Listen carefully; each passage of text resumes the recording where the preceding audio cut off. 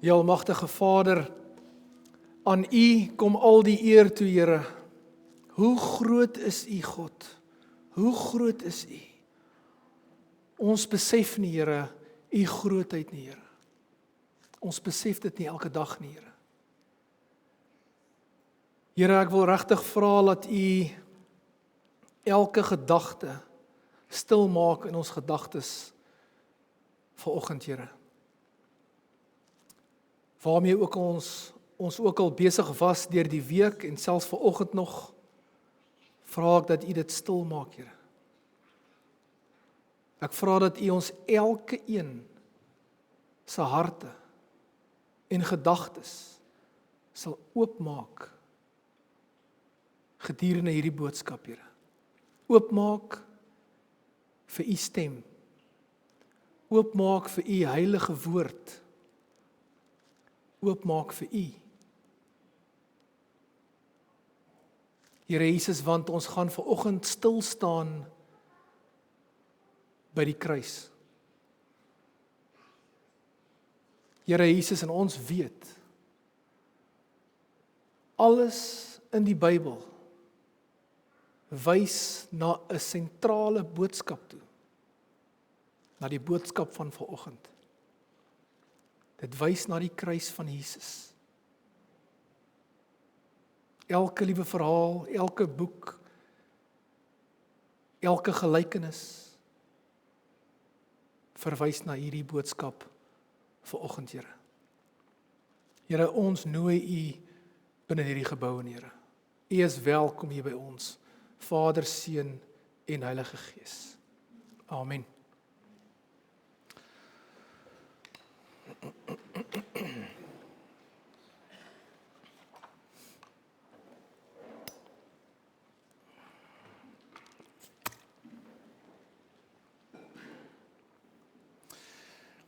Ja, soos ek gesê het, vandag se boodskap, alles in die Bybel wys na die kruisiging van Jesus. Die boodskap van die kruis van Jesus staan sentraal in die Bybel. Julle moet dit asseblief altyd onthou. Moenie dat enige iemand iets anders te vir julle sê of probeer verstaan nie. Hierdie boodskap van vanoggend staan sentraal in die woord van God. Dit is amper soos alle pile, rigtingwysers, wys na die kruis van Jesus. En daar's 'n baie goeie rede, want die opstanding, die boodskap van Jesus, die opstanding van Jesus, maak dit uniek. Dit is die enigste geloof in die hele wêreld, uit miljoene der miljoene gelowe, staan ons uniek uit. Ons God het opgestaan uit die dood uit. Dit is hoekom alles wys na die kruisiging en opstanding van Jesus. Nou die boodskap vanoggend is, die man van lyding verruil 'n doringkroon vir 'n hemelse kroon. Nou as jy nog nie geweet het of hiervan gehoor het nie, hulle verwys na Jesus as die man van lyding. Dan gaan vir julle wys uit Jesaja 52 en 53. Hoekom is dit so? So die skriflesing vanoggend is vanaf Jesaja 52 vers 13 tot Jesaja 53 vers 12. Kom ek lees vir ons. My dienaar sal voorspoedig wees. Hy sal hoog, kyk, kom ek begin voor ek aangaan. Hulle praat van Jesus. So heeltyd moet jy dit so sien. Hulle praat van Jesus hierso. Hulle gee die beeld van Jesus. My dienaar, dis Jesus, sal voorspoedig wees. Hy sal hoog in aansien wees. Hy sal baie eer ontvang. Baie mense was ontsteld oor hom. Hy was so misvormd. Julle weet wat beteken misvormd?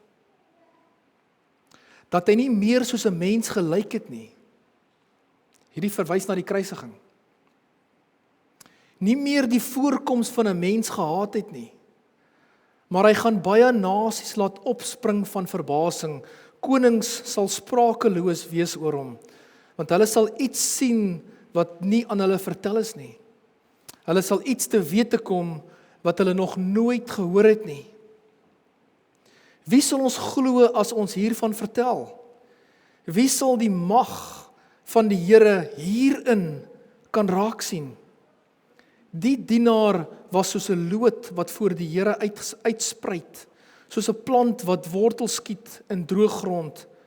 Hy het nie die skoonheid of pragt gehad wat ons na hom toe sou kyk nie. Aan die ander woorde, hy het gelyk soos 'n normale man, normale mens.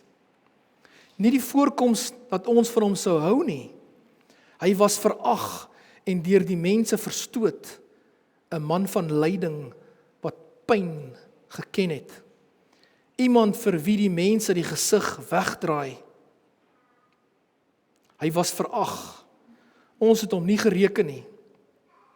Tog het hy ons lyding op hom geneem. Ons siektes het hy gedra. Maar ons het hom beskou as een wat gestraf word, wat deur God geslaan en gepynig word. Oor ons oortredings is hy deurboor. Oor ons sondes is hy verbrysel. Die straf wat vir ons vrede moes bring was op hom. Deur sy wonde het daar vir ons genesing gekom. Ons het almal gedwaal soos skape. Ons het elkeen sy eie pad geloop. Maar die Here het ons almal se sonde op hom laat afkom. Hy is mishandel, maar hy het geduldig gebly, hy het nie gekla nie. Soos 'n lam wat na die slagplek toe gelei word, en soos 'n skaap wat stil is as hy geskeer word, het hy nie gekla nie. Terwyl hy gelei het en gestraf is hy weggeneem. En wie van sy mense het dit ter harte geneem, dat hy afgesny is uit die land van die lewendes, sy dood. Hy is gestraf oor die sondes van my volk. Hy het 'n graf gekry by goddeloses. Hy was by sondaars in sy dood. Al het hy geen misdaad gepleeg nie. En al was hy nooit vals nie. Dit was die wil van die Here om hom te verbrysel. Om hom die pyn te laat ly. As hy sy lewe as skuldoffer gee, sal hy 'n nageslag hê en nog lank lewe. Deur hom sal die wil van die Here sy doel bereik. Na sy bitter lyding sal hy weer die lig sien en hy sal die Here ken. My dienaar, die regverdige, sal baie mense regverdig maak. Hy sal die straf vir hulle sonde dra. Daarom gee ek hom 'n ereplek onder die grootes. Hy sal saam met magtiges die oorwinning vier, omdat hy hom in die dood oorgegee het en as misdadiger beskou is, omdat hy die sondes van baie op hom geneem het en vir oortreders gebid het. So dis 'n baie, om julle 'n bietjie agtergrond te gee, dis 'n baie interessante skrifgedeelte hierdie, en as jy nie weet nie, Jesaja 53 is 'n verbode in Israel. En as ek sê verbode, dit word heeltemal vermy in sinagoges, heeltemal in totaal vermy. Die meeste Jode weet nie eers wat staan in Jesaja 53 nie. Hoe die Jode in die sinagoges in Israel dit doen is, hulle sal nie soos ons temas werk nie, hulle werk hoofstuk vir hoofstuk. So hulle sal Jesaja 50, Jesaja 51, Jesaja 52, Jesaja 54, Jesaja 55. Hulle skiep hom heeltemal. Want Jesaja 53 gaan oor die kruisiging van die Messias. En hulle weet, daar was 2000 jaar terug 'n man met die naam Jesus, wat op hierdie manier gesterf het. En vir daai rede hou die priesters of die rabbies, hou hulle dit weg van die mense af. Want vir hulle is dit 'n probleem. So hier is 'n baie belangrike hoofstuk. Hierdie skrifgedeelte is geskryf deur die profeet Jesaja, en dit gee vir ons 'n dieper prentjie. Wat het gebeur voor die kruisiging en gedurende die kruisiging en na die kruisiging? En ek gaan vandag 'n bietjie stil staan, ek gaan vandag 'n bietjie dieper gaan. En ek moet sê, ek het dan nou, voor ons begin het ek vir die mense gesê, ek het nog nooit 'n preek so ervaar nie. Nog nooit. Hierdie was definitief 'n ander kaliber. So, ek wil vra dat jy asseblief sal luister na elke woord wat ek sê. en by jouself indink, elke voorbeeld wat ek gee. En hierdie is regtig 'n diep boodskap. So vanoggend wil ek gaan stil staan eerstens by voor die kruisiging. Ons gaan 'n bietjie kyk wat het gebeur voor die kruisiging. Dan gaan ons kyk na op die kruis, die Messias op die kruis. En dan gaan ons laastens kyk na waar Jesus verruil die doringkroon vir sy goddelike kroon. So kom ons kyk eers na voor die kruisiging. Ek gaan vir ons net 3 verse lees. Jesaja 12 vers 13 tot 15. My dienaar sal voorspoedig wees, hy sal hoog in aansien wees. Hy sal baie eer ontvang. Baie mense was ontsteld oor hom. Hy was so misvorm dat hy nie meer soos 'n mens gelyk het nie. Nie meer die voorkoms van 'n mens gehaat het nie. Maar hy gaan baie nasies laat opspring van verbasing. Konings sal sprakeloos wees oor hom, want hulle sal iets sien wat nie aan hulle vertel is nie. Hulle sal iets te wete kom wat hulle nog nooit gehoor het nie. So die woord van God sê vir ons, voor die kruisiging was Jesus verraai vir 30 muntstukke. En dit wys eintlik terug na 'n voorafskadu of 'n foreshadow na waar Josef verkoop was deur sy eie broers, ook vir 30 muntstukke. Jesus is verkoop deur sy eie mense. Daarna is Jesus gevat na die Joodse raad toe. Hulle het hom geslaan, gespoeg en beledig. Die volgende dag is Jesus gebring voor Pilatus, waar hy geondervra is. Daarna het die soldate sy klere uitgetrek. Ek weet nie of ons dit al besef het nie. Jesus was kaal gewees. Hulle het hom geslaan, gespot en 'n doringkroon in sy kop ingedruk. En dan gaan vir 'n oomblik stil staan by hierdie doringkroon, want ons het al baie op TV en video's en films oor Jesus al gesien waar hulle so 'n doringkroon met sulke klein doringkies, maar eintlik net so op sy kop, eintlik net so ligtelik neersit.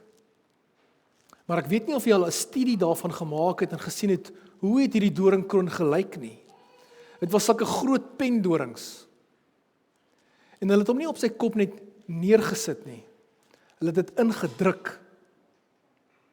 So die kans is baie goed laat sy bloed by sy nek afgeloop het, al klaar daar.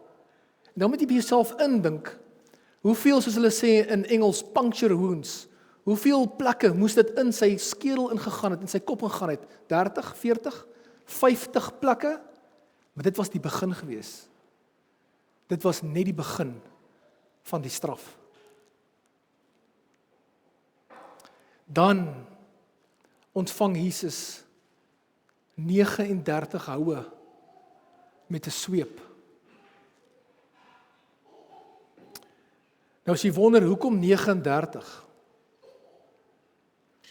Want 40, hulle moes hom gegee het 40 minus 1, want 40 moet hulle hom vrylaat.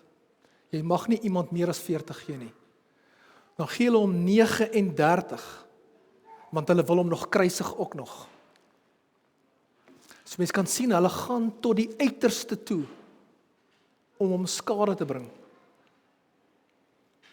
Dit beteken hulle wou soveel as moontlik hom seermaak.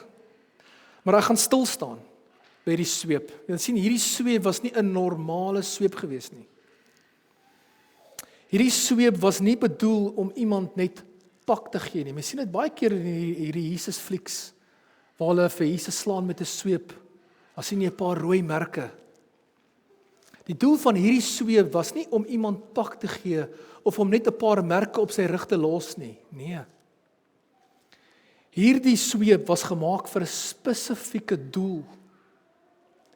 Die doel van hierdie sweep was om iemand te verwoes. Want ek gaan die sweep vir jou verduidelik. Ek gaan vir jou verduidelik wat presies was in hierdie sweep gewees. Hierdie sweep het klein stukkies balletjies ingehaat. Daar was klein metaal balletjies gewees. Klein stukkies been, skaap en been was in die sweep gewees. Daar was stukke metaal en gebreekte glas in hierdie sweep gewees. Nou wanneer hierdie sweep jou rug tref, dan gaan daai stukkies metaal en stukkies draad en stukkies been gaan in die rug in en hy hak vas. En as die soldaat dit terugtrek, dan skeer hy oop. Hulle sê op 'n mediese vlak, hulle sê die liggaam gaan onmiddellik in 'n hypovolemic skok in. Aan die ander woorde, hulle sê met die eerste hou, in Engels exposed organe. Dit wys al klaar ribbes, dit wys al klaar organe. Dit was die eerste hou gewees. Daar is nog 38 wat kom. Dit beteken die hart sukkel om bloed te pomp na die res van die liggaam toe. Dit was die eerste hou gewees. Daar is nog 38 wat kom. In Jesaja 50 vers 6 staan daar: Ek het my rug gehou vir die wat my slaan, my wang vir die wat my baard uittrek. Ek het my gesig nie weggedraai nie, toe ek bespot en bespoeg is nie.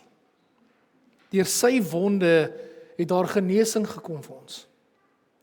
Soos julle sien, dit was nie 'n pak slaag gewees nie. Dit was 'n slagting. Ons almal het al die nuus gekyk waar hulle gewys het so vinnig, waar hulle iemand aangerand het of waar iemand vermoor was of waar iemand met 'n mes gesteek is op straat. Al lê daar 'n plas bloed. Mense, hierdie was 'n slagting gewees. Na die 39 houe kan jy die bewyse op die grond sien. Jy kan sien, hulle het heel moontlik na die tyd iemand gestuur om te gaan skoonmaak daar. Het was nie net 'n pak slaag gewees nie. En na die 39 houe met die sweep forceer die soldate Jesus om nog sy eie kruis ook nog te dra. Die kans is baie goed dat Jesus se bloed het gespat op die soldate ook. So erg was dit gewees. Maar Jesus het sy kruis begin dra, maar hy het dit om gedra vir 'n end, maar hy kon nie want hy was gedaan. Toe kry hulle 'n man, Simon van Sirene, om die kruis verder te dra. Dan kom hulle by 'n plek, 'n skedelplek met die naam Golgotha. Nou Jesus is nie onbekend vir hierdie plek nie, hy ken hierdie plek.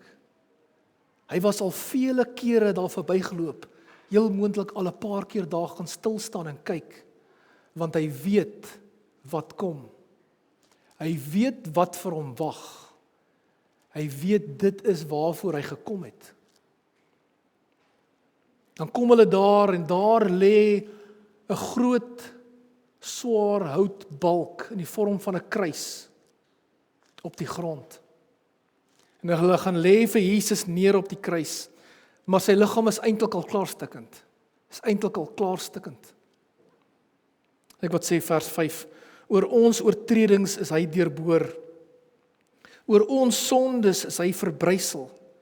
Die straf wat vir ons vrede moes bring was op hom. Deur sy wonde het daar vir ons genesing gekom. Daar is so 'n groot spyker wat omgaan. Ek wil hê julle moet kyk. Stuur hom vir ons om asseblief.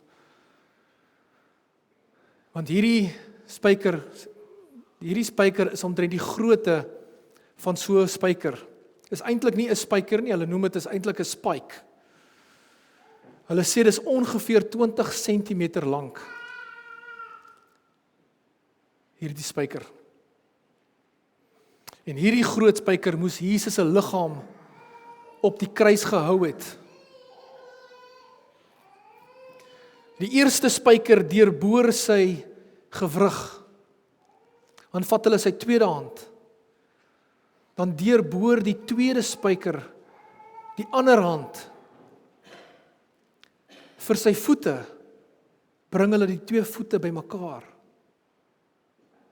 Want daar gaan net een spyker deur. Mense, Jesus het verskriklike pyn ervaar. Verskriklik. Ek is seker Jesus het geskreeu van die pyn. Hy het nie gekla nie, maar hy het pyn ervaar. Ek is seker hy het geskreeu van die pyn. Dan lig die soldate vir Jesus op. Hulle lig die kruis op vir almal om te sien. En dan lees ons, die Messias is op die kruis. Daar hang die Messias aan die kruis. Orals is net bloed. Die bloed loop van die kruis af. Dit drup op die grond. Orals is net bloed. Hy is heeltemal verbrysel. En weet julle wat is erg? Dan is daar nog mense wat nog daar verbyloop en hom nog spot en nog hulle koppe skud. Ja, is erg. Ek wonder hoe het Jesus se ma Maria gevoel? Kyk, hoe maak hulle met my seun? Wat maak julle met my seun? Ek wonder wat die twee misdadigers langs Jesus gedink. Hulle weet Jesus is onskuldig. Hulle weet dit. Maar hy's erger geslaan as hulle. Baie erger. Hulle kan skaars Jesus se gesig sien, so misvormd is hy. Van sy baard is uitgeruk in die proses. Hy is erg gemartel. En daar op die kruis kom een van die misdadigers tot inkeer. Hy sê vir Jesus, dink aan my, onthou my asseblief wanneer u in u koninkryk vandag ingaan. En Jesus antwoord hom, vandag nog sal jy saam met my in die paradys wees. Jesus kan skaars praat. Hy is besig om te sterf. Hy is verskriklik geslaan, sy rug is oop geskeur. Gedeeltes van sy baard is uitgeruk in die proses. En daar is 'n doringkroon ingedruk, ingeforceer in sy kop in. Maar hy is bereid om nog 'n laaste gesprek te hê met die sondaar langs aan hom. Hy is nog bereid, daar is nog sekondes oor. Hy is nog bereid om hierdie man langs aan hom te red. Jesus kan skaars asemhaal. Sy organe sukkel. Maar hy is bereid om die man langs hom nog te red. Die man kom tot bekering in die laaste oomblik. Hy is gekruisig vir my sondes. En hy is gekruisig vir jou sondes. Vir jou. Jy was op sy gedagtes gewees toe hy op die kruis was. Ek weet nie of jy dit al so daaraan gedink het nie. Jou naam het opgekom by hom toe hy op die kruis was. Jy kan sien met die kruisiging, God is baie ernstig oor sonde. Maak geen fout nie. God is baie ernstig oor sonde. As iemand sê God is nie legalistiek nie, jy maak 'n fout. Jy maak 'n fout. God is baie ernstig oor sonde. Mens kan net na die kruis kyk, dan kan mens sien, God is baie ernstig oor sonde. En hier is met Jesus se laaste asem roep hy uit, Eli, Eli, lama sabachthani, my God, waarom het u my verlaat? Dit was 'n aanhaling uit Psalm 22, vers 2 uit. My God, waarom het u my verlaat? En bly u ver as ek u om hulp roep? Jesus, in daai oomblik, voel Jesus ver van die Vader af. Dis interessant. Jesus se hele lewe lank het hy naby die Vader gevoel. En vir daai oomblik voel hy ver van die Vader af. Die oomblik toe die wêreld se sondes neerkom op Jesus, voel Jesus ver van die Vader af. Dit voel vir hom asof die Vader hom verlaat. Dit is wat sonde doen. Dit voel asof jy ver is van God af is. En die soldate stap nader om te kyk of Jesus en die twee ander manne nog lewe. Hulle kom by die twee ander manne en hulle breek hulle bene. Maar toe hulle by Jesus kom, toe sien hulle Jesus is klaar dood. Toe vat hulle 'n spies en steek dit in Jesus se sy en toe kom daar nog verder bloed uit en water uit. Weereens 'n vervulling van 'n profesie, Sagaria 12 vers 10, wat sê in Engels, "And I will pour out on the house of David and the inhabitants of Jerusalem a spirit of grace and supplication. They will look upon me, the one they have pierced." Jesus skryf dit in die Ou Testament. "And they will mourn for him as one mourns for an only child, and grieves bitterly for him as one grieves for a firstborn son." Jesus word toe begrawe. Julle ken die verhaal baie goed. Maar nou wil ek dieper gaan. Ek gaan nou 'n bietjie dieper gaan. Is julle gereed? Ons weet Jesus was 100% mens en 100% God terselfdertyd. Nee, so kon hulle mos sê die seun van die mens. Hy was 100% goddelik, God in die vorm van mens. Hy was mens ook gewees. Nou waar was Jesus gewees in daai 3 dae van sy dood? Ons weet sy liggaam, hy was dood in die graf en hy het vir 3 dae gelê in die graf met 'n klip gerol voor die graf. Want Jesus was dood vir 3 dae. Dit is 100% waar. Maar soos ek sê, kom ons gaan 'n bietjie dieper. Waar was Jesus se godheid gewees in daai 3 dae? Want soos ek sê, ons weet mos Jesus was mens en God gewees. Kyk wat sê die Bybel in 1 Petrus 3 vers 18 tot 22. Ook Christus het eenmaal vir die sondes gelei, die onskuldige vir die skuldiges, om julle na God te bring. Christus wat as mens doodgemaak is, maar deur die Gees lewend gemaak is. En so, hier kom dit nou, en so het hy na die geeste in die gevangenis gegaan en daar sy oorwinning aangekondig. Dit is hulle wat aan God ongehoorsaam gebly het toe hy groot geduld met hulle aan die dag gelê het in die tyd toe Noag die ark gebou het. So waar was Jesus gewees in daai 3 dae? Hy was na die doderyk toe gewees. Sy godheid was na die doderyk toe gewees. Hy het sy oorwinning gaan aankondig. Dis interessant, né? En vir wie? Die mense van Noag se tyd, wat nie wou gehoor het nie, toe die Here groot geduld toegepas het. Wys jy, die Here was nie net haastig gewees om die vloed te stuur nie, hy was nie haastig nie, hy het groot geduld toegepas, en gehoop die mense kom tot bekering, maar hulle het aangegaan en aangegaan. Hy het sy oorwinning gaan aankondig in die doderyk. Jesus was dood in sy menslike liggaam, 100%. Maar sy godheid leef. Sy godheid leef. Jy kan nie een deel van die godheid van God skei van 'n ander een nie. As jy mooi teologies daaraan dink, jy kan nie. Die een vorm, God kan nie doodgaan nie, in sy godheid. In sy menslikheid, ja. In sy menslikheid het hy gesterf. 100%. Maar sy godheid het geleef. Die Bybel sê vir ons in 1 Petrus, in daai 3 dae het hy sy oorwinning gaan aankondig. Hy was lewende gewees in die doderyk. Dis interessant, né?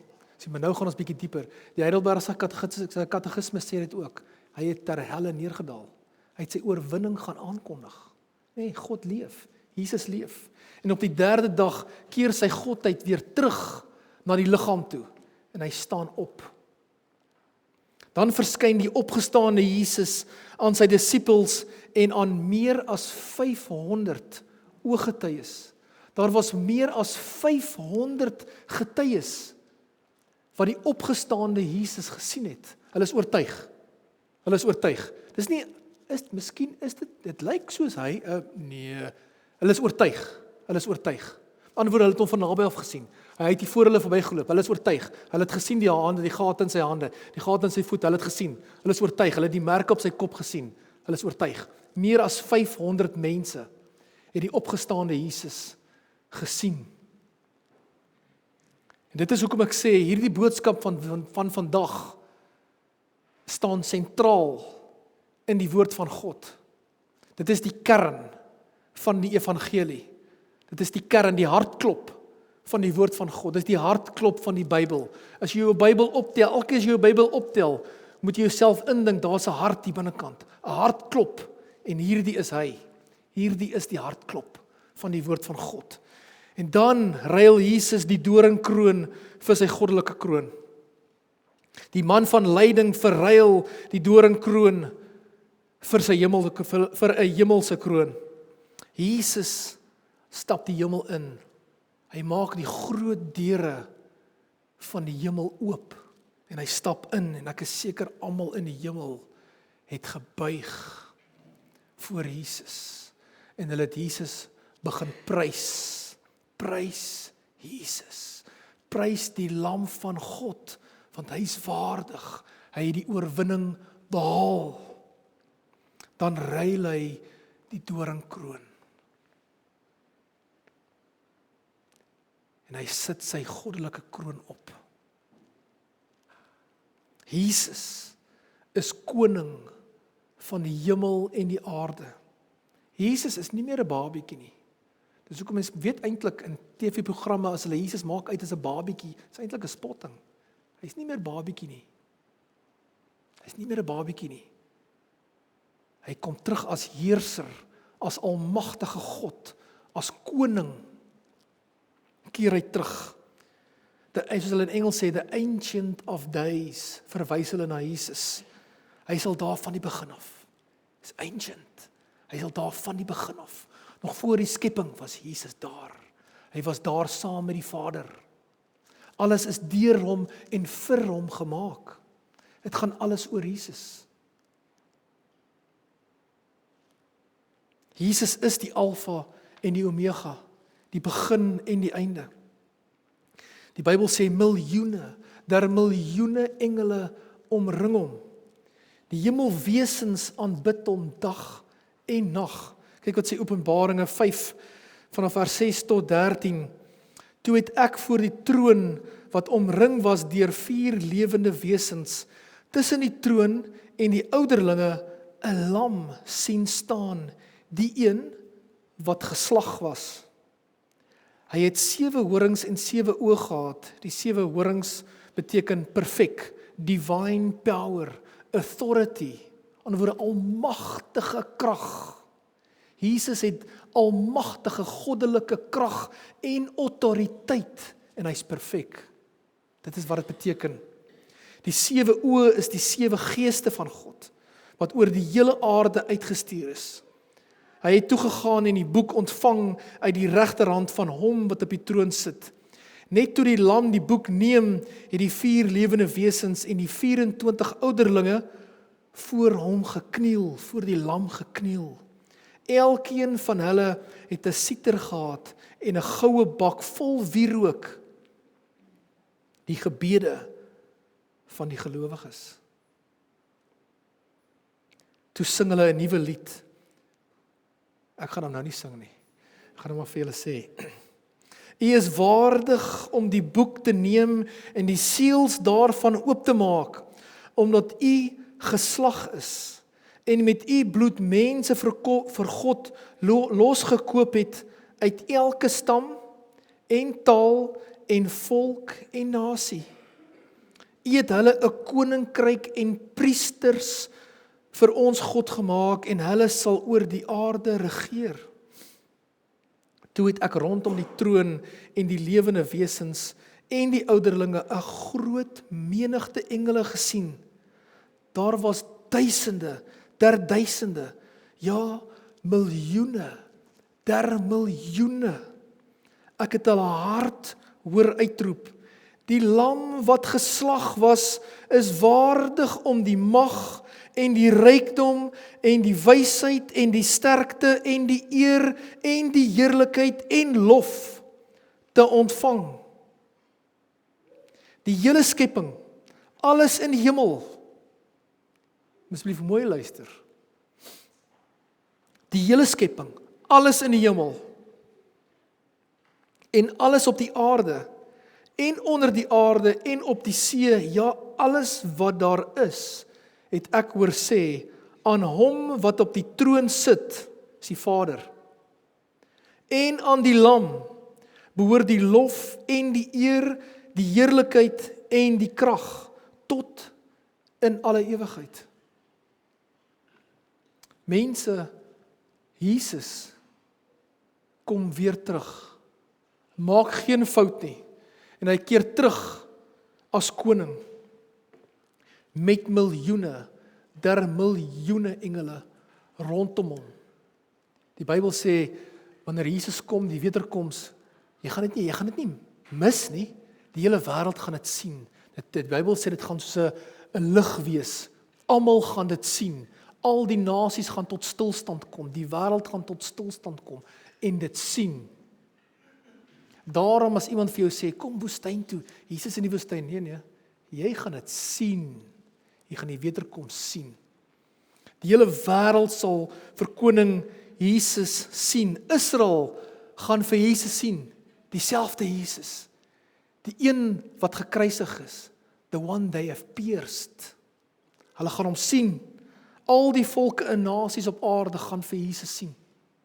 Elke knieg gaan buig voor Jesus. Elke liewe knieg.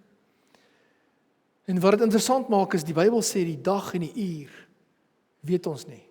Jy kan dit nie bepaal met wiskundige somme nie, aan mense wat ons elke datum en goeder so bymekaar tel, ons kan agterkom, dis nee.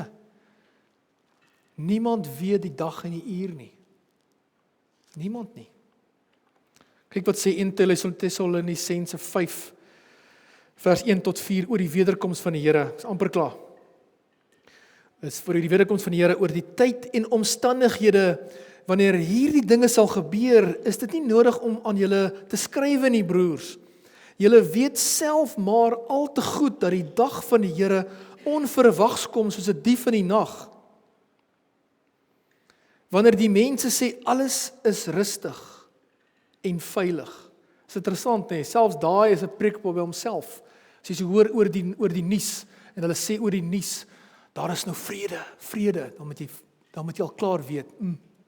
Die Bybel sê wanneer hulle sê vrede. Wanneer die mense sê alles is rustig en veilig, sal die ondergang hulle skielik oorval soos geboortepyne 'n swanger vrou en niemand sal ontkom nie. Maar kyk nou hier. Is dit waar vir die gelowiges? Julle moet nie vir julle Bybels gaan kyk nou. 1 Tessalonisense 5. Kyk wat sê vers 4. Maar broers, julle leef nie in die duisternis nie. Die dag sal julle nie soos 'n dief oorval nie. Dis interessant, nê? Hierdie dag gaan ons nie onverwags vat nie. Broers en susters, julle wat in die lig leef, julle wat wedergebore is, die wederkoms sal julle nie onverwags vat nie. Ons weet nie wanneer dit is nie. Maar as jy wedergebore is en jy is gered, en jy tot bekering gekom, dan is jy gereed. Jy staan gereed. Jy's gereed. Enige oomblik staan jy gereed. Dis hoekom ek altyd vir die jong mense gesê het, dis eintlik hoekom jy nie kan nightclubs toe gaan nie. Want die Here kan enige oomblik kom. Gaan hy jou vind in 'n nightclub? Gaan hy jou vind dronk by 'n bar? Gaan hy jou vind dronk by vriende by 'n braai? Dis hoekom jy altyd gereed moet wees. Altyd gereed. Ek het lank terug vir iemand ook gesê, hoe erg moet dit wees as jy die Here jou vind by 'n verkeerde plek met 'n verkeerde ding? Dis wanneer die Bybel sê, baie mense gaan in skaamte weghardloop. Hulle gaan in skaamte weghardloop. Laat die berge my toemaak. Maar vir die wedergebore, jy staan heeltyd gereed. Inteendeel, jy staan met jou kop hoog op die lig opgerig, met groot verwagting. Jy verwag dit. Dit kon kom, jy verwelkom dit. Dit maak jou nie bang nie. Jy verwelkom dit. En eintlik, jy wens dat dit kan vroeër kom. Want jy wil by Jesus wees. Ek wil eintlik, as mens mooi daaraan dink, van alles wil ek wil eintlik by Jesus wees. Ek wil eintlik nie aangaan met die aarde nie. Dis moeilik hierdie. Dis hard, dis wreed. Die aarde is rof. Dis nie 'n speelmaatjie hierdie aarde nie. Enige kind van God se hart is om by God te wees. Maar die Here het vir jou werk gegee, nê? Nee. Jy's wedergebore, kom ek maak nou klaar.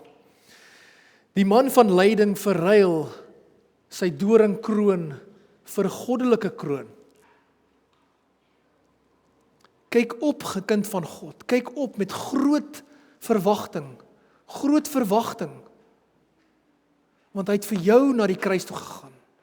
Hy het vir jou na die kruis toe gegaan dat jy jou saak kan regmaak met God. As jou saak nog nie reg is met God nie, maak hom reg. Maar kind van God, kyk op met groot verwagting. Want Jesus, die koning, is op pad. Hy kom om jou te haal. Waardig is die lam van God. Waardig, waardig, waardig is die lam van God. Amen. Kom ons maak ons oë toe.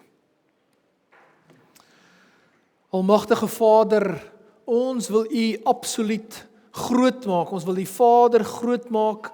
Ons wil vir Jesus Christus groot maak en ons wil die Heilige Gees groot maak.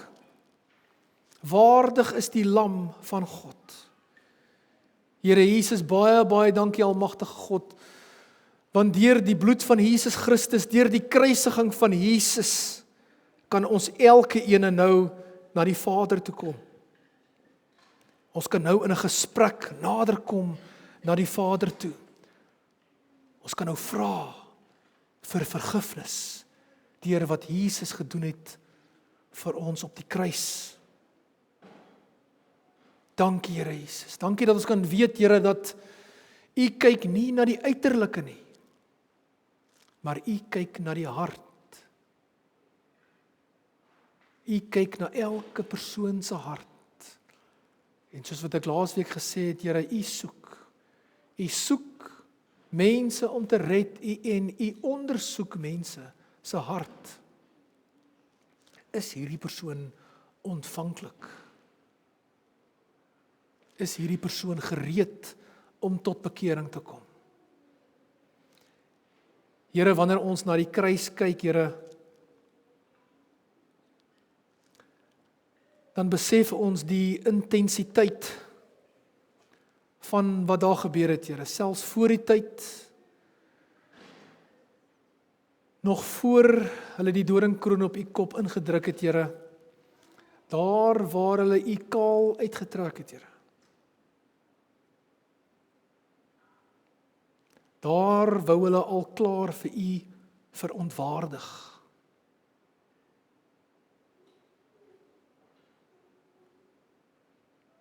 Here, en dan slaan hulle en hulle spot U en hulle spoeg U. Hulle slaan U deur die gesig. En dan vat hulle 'n doringkroon, Here. En hulle maak U seer. Here, hulle het U seer gemaak, Here. Ons besef dit nie, Here. Ons besef nie die volle prentjie nie, Here. Dit is te wreed. Dit is te wreed, Here. Maar help ons om nie weg te kyk nie, Here. Help ons om te kyk. Ons moet kyk, waardeur het U gegaan op die kruis. Want U het dit gedoen vir ons elkeen, vir 'n verhouding uit liefde uit. Want so lief het die Vader elkeen van ons hier vanoggend, so lief het die Vader die wêreld, selfs die ongelowiges, lief,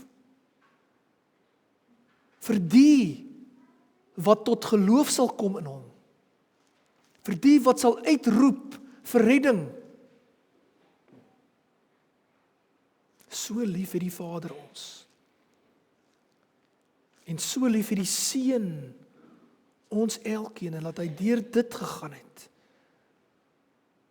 Deur die doringkroon, die sweep, met sy 39 houe.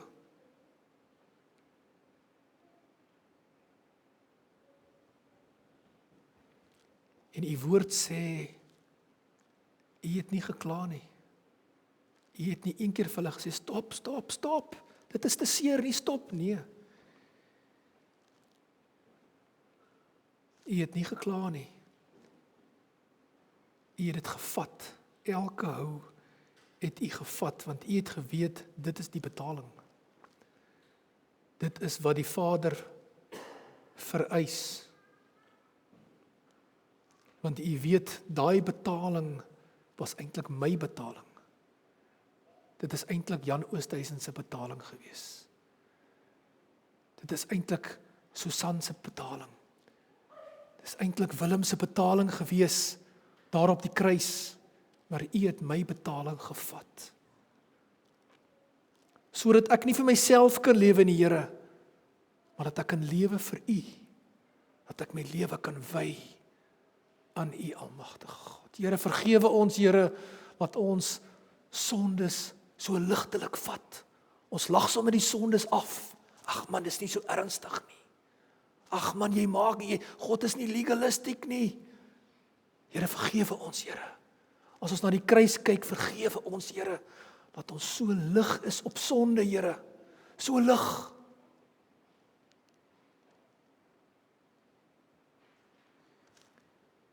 Here, ek vra dat hierdie boodskap van die kruis, Here Jesus, elkeen van ons se hart sal deurboor.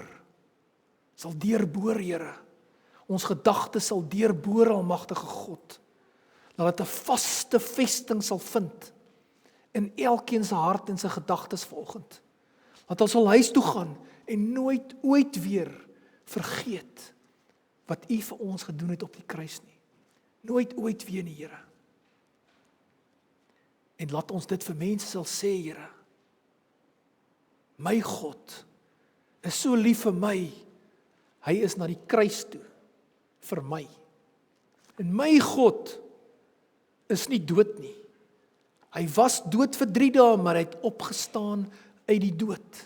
My God leef. My God is 'n lewendige God. Ek het 'n lewendige verhouding met die Here Jesus. Here, ek bid vir elke persoon vanoggend waar ons gaan vandag, die res van die dag, die gesprekke, waar ons ingaan die week, die gesprekke in die week, Here Jesus, ons stilte tye, beskerm ons, Here. En ek vra vir U bloed, ek pleit die bloed van Jesus Christus. Want dit was kosbare, goddelike bloed. Het was die bloed van die Skepper.